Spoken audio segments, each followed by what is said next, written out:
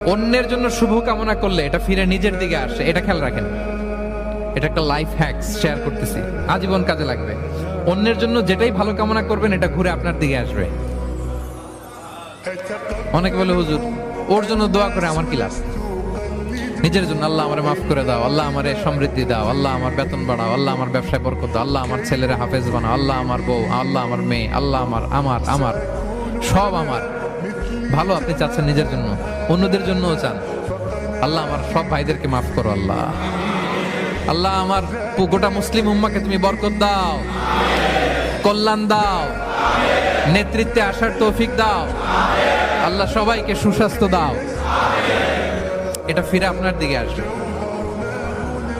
অন্যের জন্য শুভকামনা বহুগুণ বৃদ্ধি হয়ে নিজের দিকে রিটার্ন করে। বিষ্ণু ইসলাম এটাই বলেছেন, মা মিন আবদিন মুসলিমিন ইয়াদউ লিআখিহি বিযাহরিল গায়বি ইল্লা ক্বালা লাহুল মালাকু ওয়া লাকা বিমিসলিন।